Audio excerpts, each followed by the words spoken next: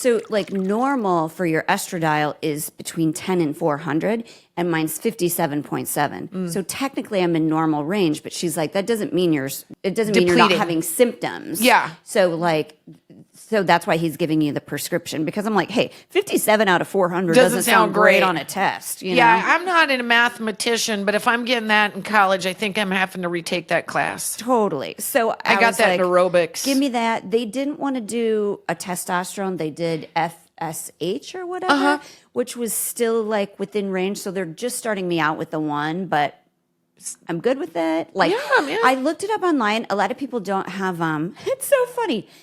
Are we podcasting? Because I want to make sure that you guys everybody hear hears us talk about a vagina. Hormones. So I did my, Kristen's been like, you got to get your blood test. You got to get your hormones checked. Come to find out, I was 2 years late on my yearly. Totally forgot about that because time flies. Well, in all fairness, those don't have to happen as often. That's not me discouraging anybody, but I didn't realize that we went from doing them once a year to now that you could. Some women only have to do them once every like 5 years. Right. But with that being said, still get your cuckoo checked. I asked about that when I was there this last time, and she goes, "You got insurance? Why not do it?" She's like, "If it's a covered, like might as well. It's good safeguard." So I did that, but I had like spotting after the marital act of coitus. And it hurt kind of. So I was like, this has got to be the walls thinning or caving in, whatever it is. So I was like, whatever the stuff is, I'm going to try it. Your walls are like, wait, are we doing this? What? Yeah. Guys, I think also my walls were... What? We ride at dawn? My vagina was like, whoa. This has been a long time. Like, we forgot we had anything to do. We're dusty. Listen, it happens to the best of us. My walls were like, oh, we are unprepared for this. Yeah. We're at that age. Nobody's really like, it's not a bangarang in our house. So, but I got the stuff and I'm excited with it. So far to see what's going to happen. I'm very affected by placebo in drugs. I'm just so excited to try a new thing. It's like, here's a side effect, spotting and gas. And I'm like, fine. Well, I've got those already. So what do I need now? A turtleneck and a flute, and I'm fucking hot as can be, right? I'm back in middle school. I don't know how you would say that a turtleneck and a flute are not attractive because those are big wins for me. Well, let's throw in acne. That's probably going to happen. Like hearing loss. What else? All the negative side effects so far I've got. We'll see. I'll keep you guys up to date on what good happens. Well, I say this over and over because I think the thing that's good is you are proactive about your own women's health, but more than that is it's not just about like what happens on the outside, it's what happens on the inside. And if you get in front of perimenopause and you start talking to your doctor early, you have such a better battle against osteoporosis and heart disease. And I know everyone's like, eye roll, I don't want to hear about this. But if you read the statistics about what those numbers are for us as women, it's staggering. And if you wait too long to get your hormones balanced or to get on hormone replacement, you actually start depleting so fast that it's really scary. So I'm really happy that you guys get in front of it. Who cares? It's like getting your oil changed in your car. So I understand now too that you had said, I think the IUD is a benefit. Here is the benefit that I did not realize until I was talking to my doctor about it. The IUD that I have has progesterone in it, which is something that they will substitute. So I was talking to my friend, my neighbor. She goes, during COVID, I was like really mad, but everybody was. So I didn't notice anything. And I didn't have any like difference with my period because I hadn't gotten it so long because of my IUD. And it's the progesterone one. So she said she went and she had to go in there and go, do this. I want this done.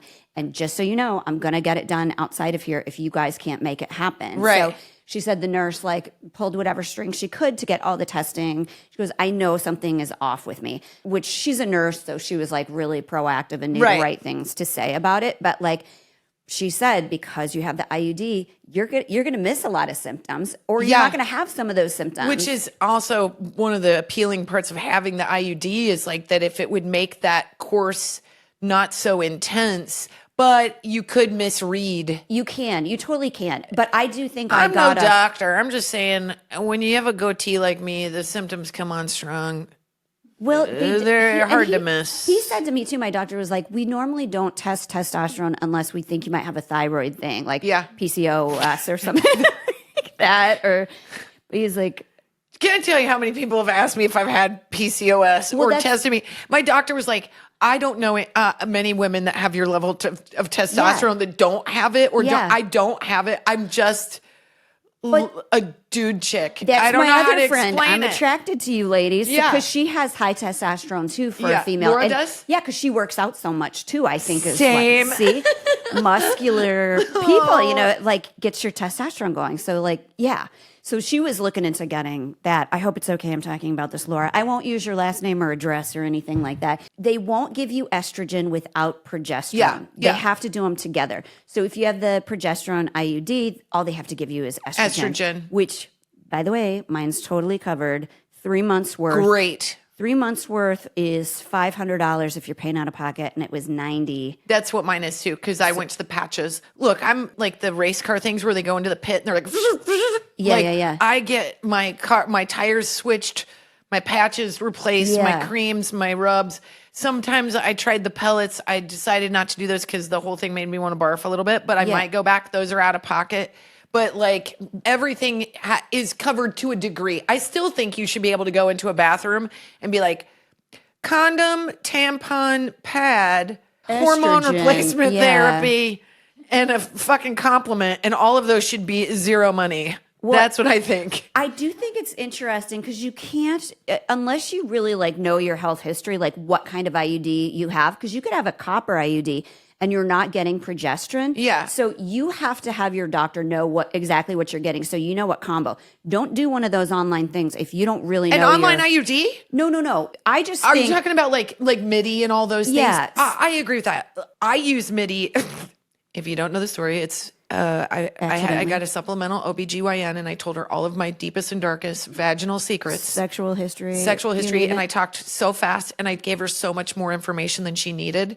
She didn't need to know about any of my dating history, but I gave it to her. Can you just tell me it's okay? I just wanted a graphic detail. I was like, it doesn't count, right? Because anyway. No, he used a condom. He used a condom. So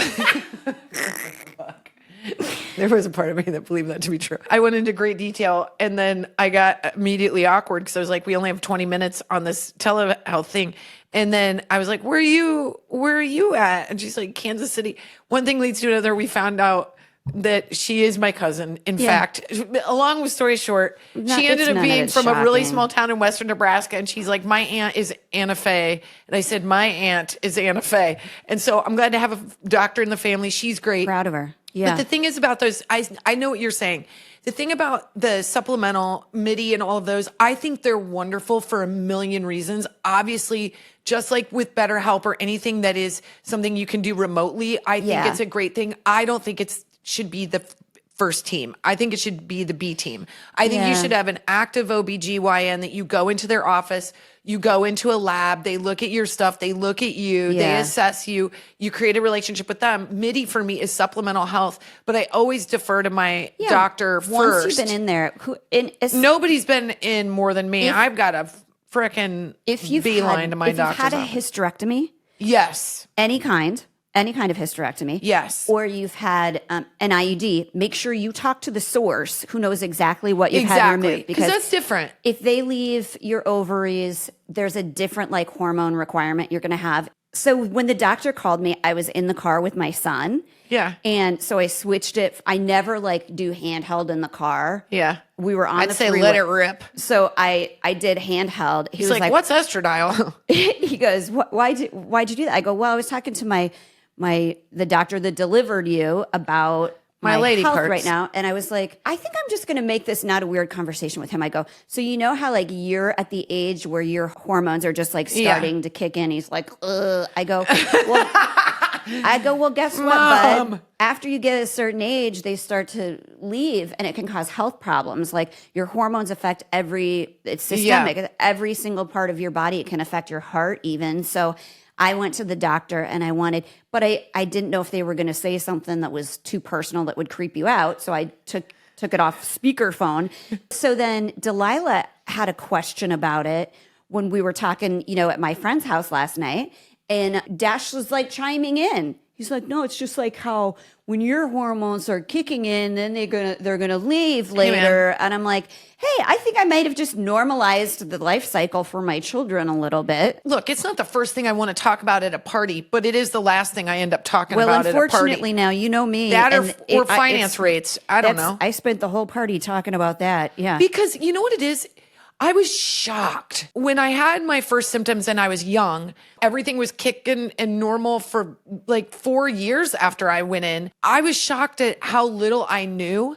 I was shocked at how little my OBGYN knew, not the new one, my former one. Yeah. I was shocked at I think that is it's disgusting. a tragedy. And I also like everybody's very into reproductive health and I'm like that's fine too. We should just be concerned about women's health. Period. Well, okay. I understand they make all their money delivering babies, but hey, dance with the one that brought you, okay? Yeah. As I phase out of this, I still need you. Right. You got to keep up on your shit, And where are you going to Doc. put me? I got 30 years left on the rack. What are you going to do with me if I'm fucking angry You're all going to the be time? looking at this 85-year-old sniz. Yeah. One of but these I'm not days, even that. I'm man. going to be walking through grocery stores making life hell for everybody. Like, give me the fucking things I need to make my life happier and healthier so I'm not such a bitch or that I don't have heart disease or that I turn into a question mark. Like it was shocking to me not only to learn about like all the hormone stuff, the endocrine system, Jesus, I had no idea. Yeah. But I didn't know about like how we've sort of taught women that like, well, this is just part of life and you're supposed to suffer. The fuck it is. You are not. You do not have to. The second you start to like unfold the research, you start going, how come nobody told me about this? We are going to tell you about this. We are going to tell you that at 35, you are going to experience hormone changes that might not even seem like anything to you. Or earlier, like if you earlier. if you have like cysts, like polyovarian cysts and stuff, you can start like there's a lot of things that can make you go into perimenopause like early. The endocrine system is so interesting, but the second there is an absence of some of those hormones, it causes depletion of your skeleton. Not just breast cancer. If No, you've had any to go cancer. through chemo.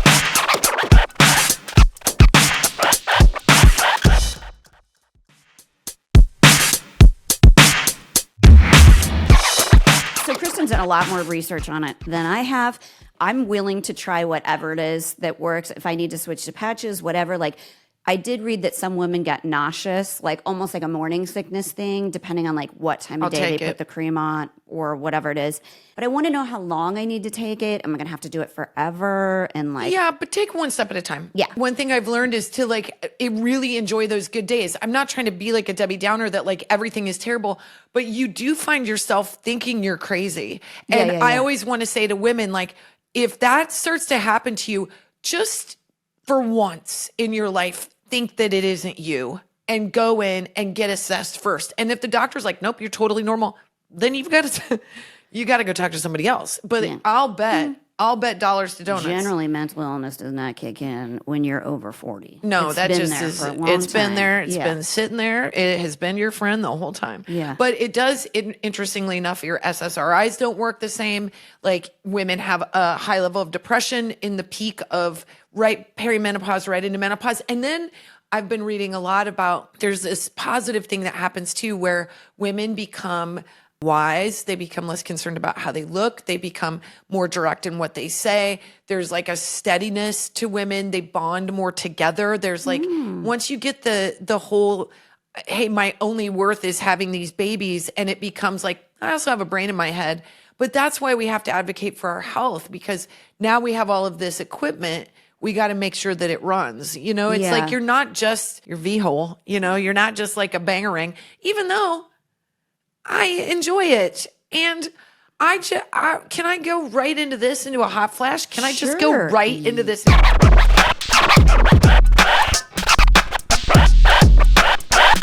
You want to know who has tripped my trigger and I think broken me out of perimenopause a little bit? Is Brad Pitt has brought me back from the dead. Oh, really? I know. He doesn't do it for you. No. I mean, I saw F1. He was a foregone conclusion for many, many years. And then at one point I was like, all right, Brad. I've always been Brad. but I was not like Brad. Okay. My husband's like Brad. That's My husband has had many. his hall pass, you guys. It's his hall pass. I think for both of us, it'd be weird. We'd be like that couple on SNL in the hot Pick tub. one of us. Yeah, no, or be like, we're both. Pick both of us, Brad. Yeah. Brad, you're in trouble. You should call security. But I went and saw F1. It's so fun. It is Top Gun on wheels. It's everything. You know me. I fucking want the like slow motion walking to Give her camera. a catchphrase Fuck that she can get on a t-shirt. Yes, I want like I want the B story to be a romance that sort of you shouldn't allow it. Yeah. I need like a broken story of a man and then a young guy. It's Maverick, okay? Okay. I need it. And he gave it to me. And then I was like, Brad, you're kind of a prince right now. And so then I went back and deep dove. I went and watched Seven all over again. That was not an uplifting experience. God, don't watch that movie ever. I still have post-traumatic stress disorder I from know, that but movie. he's so hot in it. And then I was really upset with myself. I was like, stay focused. But then I watched A River Runs Through It, and then I watched Legends of the Fall. My kids have been gone for 4 days. All I've been doing is F1ing myself. Wow. And it's been delightful. What did you do when we were at Grandma's house, Mom? I watched a lot of Brad Pitt movies, spent some alone time. I told Eleanor, such an earnest question. She goes, what are you and Dad going to do when we're out of town for 4 days? I go, no pants Monday. And she goes, gross. Is that real? I go, yeah, we're going to roll around no pants all Monday. Obviously making a joke. Yeah. And then she came back into town. She was like, did you guys have no pants Monday? And I go, absolutely. All we did was just sat on all the furniture. I've had low-level nausea all week just thinking about that. Ugh. She was so rude. I probably scarred her at some point. But I really do think F1 is, again, that kind of like go to the movies, have the full experience. I forgot to tell you this. I do have a pretty awesome F1 experience. Okay. Okay. Hold on. No, it's nothing. No. This better be a PG F1 experience. It's PG-13. You know what I mean? Okay, first of all, Colin went out of town and then the kids went out of town. Boy, So- you just destroyed yourself for a couple days, didn't you? Not when the kids were in town, Jen. No, Keep but it I mean classy. once they're the overlap when you had that's some time to yourself. It was literally the best thing, except I then just look at photos of them, which makes me mad at myself. Anyway, the kids and I are going to go see a movie. It's the night before they leave to go see their grandparents. And they want to go see How to Train Your Dragon. Oh, yeah. I'm I want like, to see that too. I don't want to see it. I love going to the movies with my kids, but sometimes I'm like, I don't want to see Descendants 14. Like, I want to go see a movie I want to see. Wait, is there a choice? I know. That's what I said. Literally, I got to the movie theater and I was like, I have a choice. They're 12 and 14.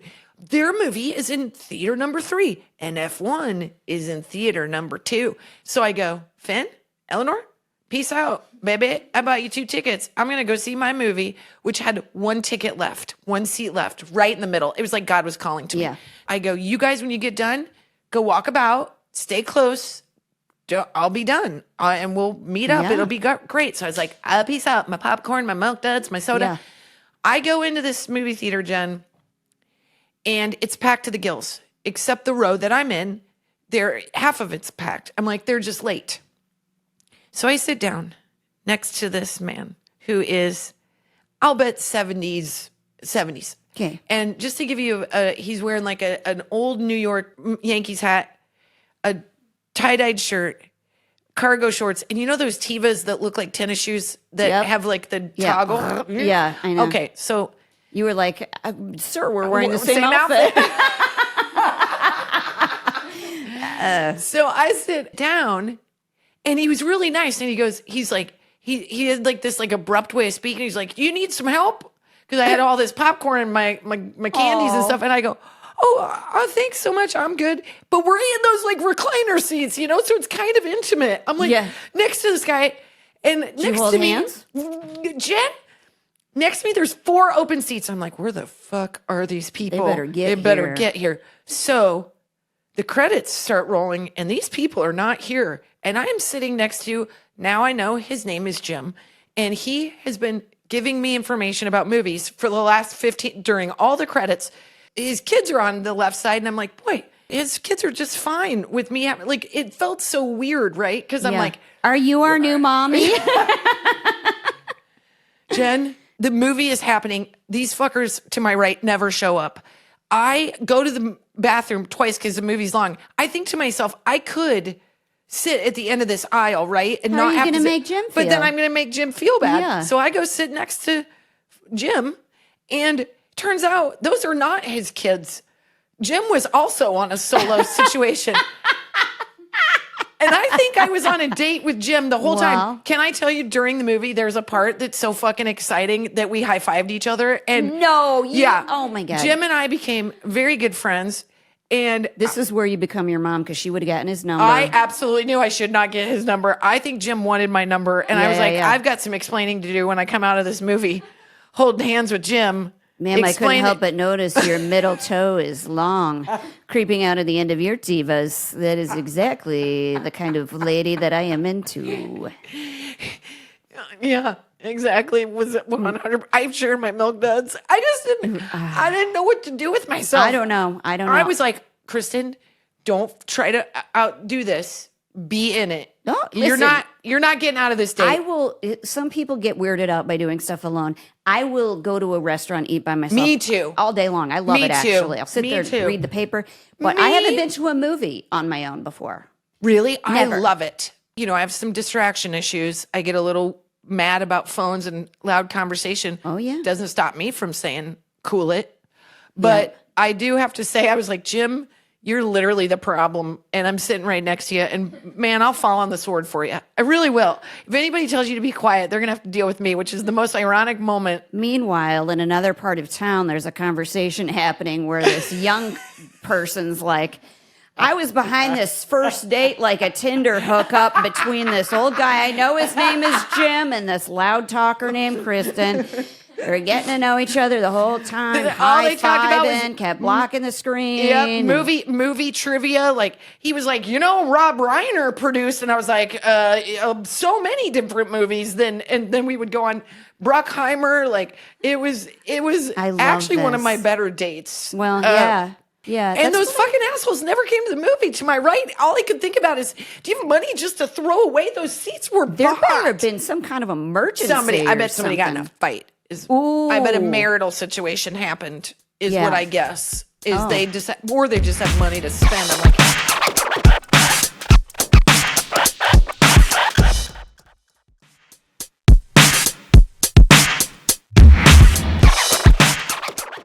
I do have a thing that happened last night. Yes, please. That is very middle school typical, you guys. And I'm still reeling over it, and I'm not even sure it's that big of a deal. Okay. But so my friend's sister was in town, who I know, like they've been my neighbors for years. Oh, Laura's sister? Yeah. Oh, okay. Robin. Yeah. Okay. Now I'm just telling everybody's business right now. I feel very secure in everything you've disclosed, Okay, and I know that you are okay. And also, she's got this 2-year-old who I was like, please bring this 2-year-old to my house and leave him, because he's pure joy. My kids had the best time with him. But then she's got a 6-year-old too. And we were catching up. She's like, what are you doing? I'm like, Kristin and I are writing this book on middle school, like the tween age, going into teens. And she goes, oh, I got a funny story for you about your son. And I was like, Oh boy. like what? Here it comes. Now, my son is very easily made uncomfortable by things. Like he had a rough 2 days a couple years ago, and we finally discussed like what had been bothering him.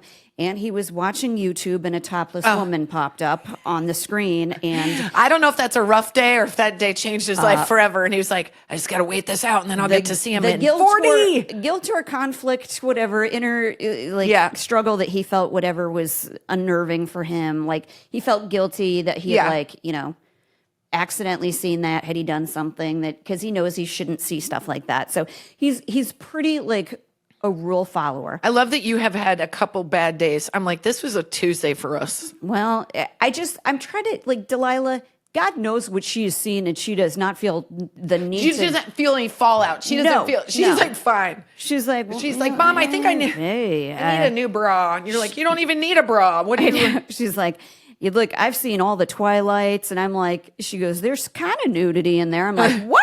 What? I'm not watching these with her. I don't think there is. I'm like, but anyways, I got to get her those books because I got to get her reading. Well, I'll she saw the throw movie. She's not anything going at to go her. backwards. But there's so many books like that in the space that are good. Anyway, get back I to just want Dashiell. to tell her there's probably details that she's missing from the movie because I've read all there's- of them. No, okay. They're all right. Well, They're good for young readers. So Robin tells me, she goes, yeah, Delilah and Dash were swimming in the pool, and I hear them talking about puss and boobs. Oh. And I'm like, that would never happen. It would be Puss in Boots. And I don't like, are you sure you didn't mishear it? That's a great name for a porn. You know that's already been done, right? Has it? Because if There's- not, yeah. I'm not into the space, but I'll in the name. Anyway, Puss in Boobs. But I was so like taken aback. I was like, are you kidding me? Like, what were they saying? She goes, I don't know. She goes, I just walked in where Dash was saying we should not talk about it. Her son Jack was asking questions, and Dash was saying, you're too young for this. This is like a middle school kind of conversation, whatever. He did the right thing. She goes, I thought that was pretty good that he said he was too young for this kind of conversation. I'm like, he's too young for this conversation. Yeah, we're conversation. And his sister is too young for Meanwhile, this conversation. Delilah's like, gather round. I'm honestly more surprised by him, even though he's older, having that conversation than her, because she just loves to, like salacious. Yeah, like I could see her being like, "Oh, your boobs look great." Yeah, I don't know. I just remember when Eleanor and Delilah both swam by me, and they both were on like floaties, and they just went from like left of the screen to the right of the screen, and I was wearing, at the very most, a black miracle suit V-neck, modest, nothing, and both of them were like, we can kind of see your boobs. Put those away. They had had a conversation with each other about the discomfort they were experiencing with me at my own pool with 0 people around other than Jen and her family. Yeah. Dare me get into the pool with my weird big brimmed hat. Yeah. They were like, your boobs are out. And I was like, well, thank you for the counsel on what I'm allowed to wear in my own home. It's true. You should have seen me in my 20s. I know. Well, she's less weirded out by it now, and more like, like thinks it's girl. fun. Yeah. So she tells me about this, and I'm like, I'm reeling, honestly, because puss is a kind of, you're comfortable with that word in my head. Well, they should have put it in a kid's show, by the way. Well, every time I hear it, I'm like, I still was like, I think what they were saying was Puss in Boots. I'm still not convinced. But so like we get inside, the kids are never like, a strong movie. The kids are all in another room. And I said to my husband, I go, do you know what your son was outside talking about? Puss in Boots. And he goes, what?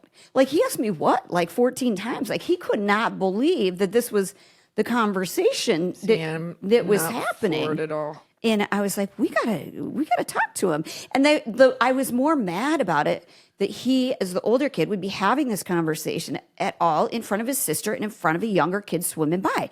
So I go, do you talk about anything in the pool that you shouldn't have been talking about? He goes, oh his no. eyes get as big as saucers, and he's like,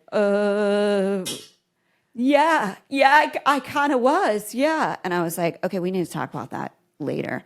So then last night when we get home, I'm putting him to bed. I go, what were you talking about? And I don't set him up with anything. I don't tell him what I've heard. He goes, well, there's this kid's book called Puss in Boots. And Delilah and I were laughing because we couldn't, it was really funny how it sounds like puss in boobs so much. And that was the conversation. And then it was exactly what I thought it was. But right? that's not bad. No, it wasn't. But he is now traumatized because he's like, I told him, I was like, you can't have these clever discoveries around a 6-year-old kid. Also, they're like, the 6-year-old's like, what's puss? What's boobs? What are boobs? I know. Had no. Am I missing something? I feel. What's a wiener? I came down on him a little bit hard. I feel like, and I just think the bigger conversation is everybody's watching all the time. Like I always say, God is always watching. God is the ultimate ring app, okay? Yeah. And everybody's watching you all the time. And I know everything, okay? So if you're having a bullshit conversation, what you do in the dark will come to the light, okay, my friend? So like Finn has been, Oh my God. He played a basketball game. He played the entire game. He worked so hard. So I let him sit in the front seat. Technically, it was Eleanor's turn. So she was pissed. Oh boy. So she's in the back seat and she's whenever Eleanor is super mad, she is super funny. And it's terrible. And she's in the back seat. And Finn is just so 14 right now. Everything he says is mildly antagonistic and rude. And like he's pushing buttons because he knows that it'll get a rise out of her. And right now she thinks everybody's sexist. Because, so. Oh my God, love it. But everybody is kind of sexist. Yeah. So we're in the car and there are 3 girls that are around Finn's age. We're in the car and the windows are rolled up. And we're in the car and Finn's like, hey, ladies, whoa, woo, woo, woo, woo. Here. Like, he doesn't even know how to cat call right. It's like he's like a weird cartoon, like, whoa. And Eleanor's like, you're a dirtbag. And so then, so she's so mad at him for getting in the front seat. She rolls down the window and she goes, hello, ladies. I just want you to know that my brother thinks you're really attractive. So well done.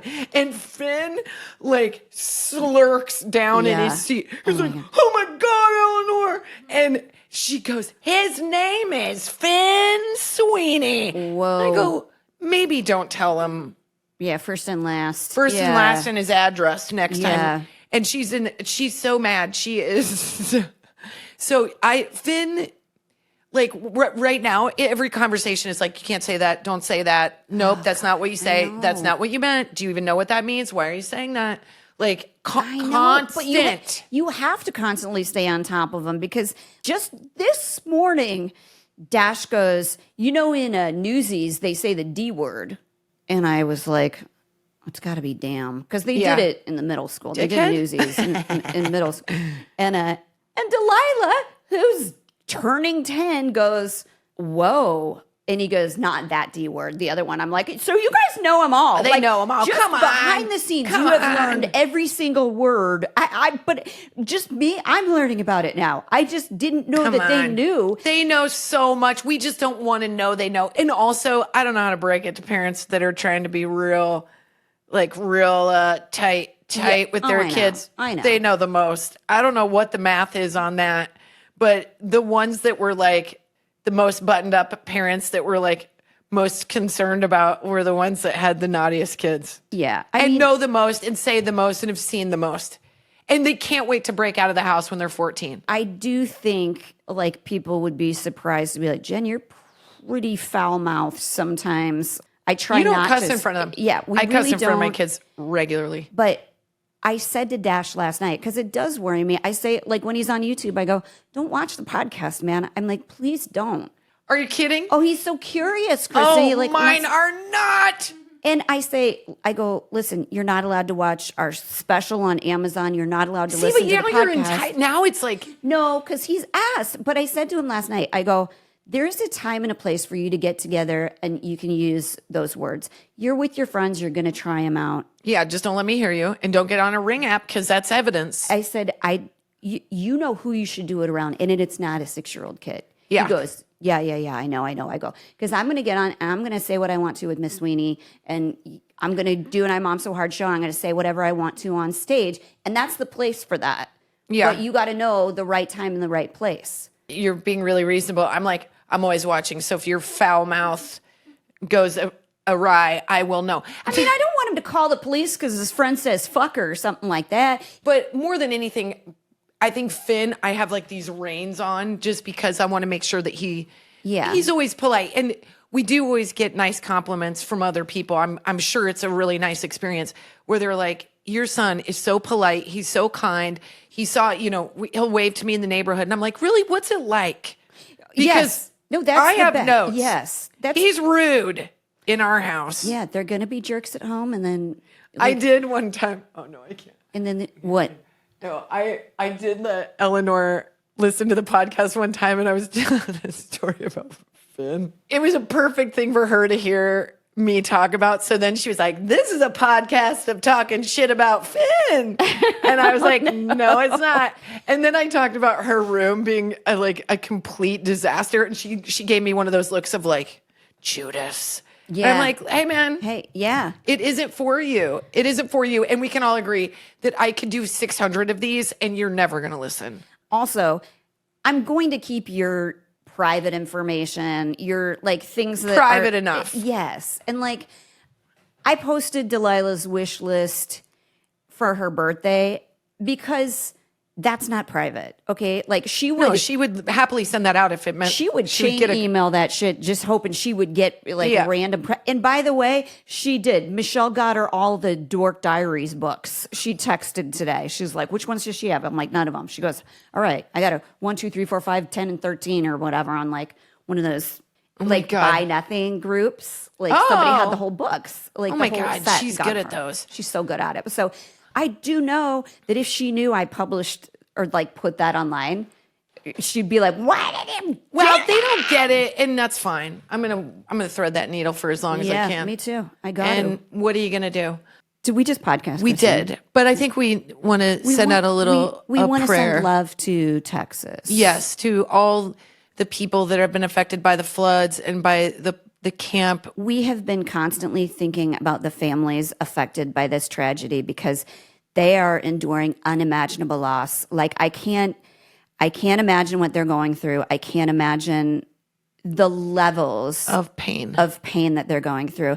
And we're thinking about you. And I wish there was more we could do. Well, you can donate to the Red Cross. Yeah, the Red Cross is always a fantastic place to go and donate. And there's so much still going on. Even when this airs, they will still be working so hard. And my husband's from Texas, and to see everybody coming together and even people from Mexico coming in to help.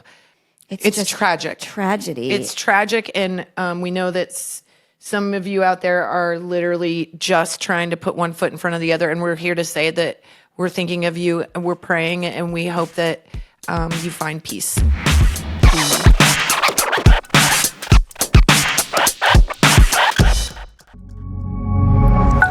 Pioneer.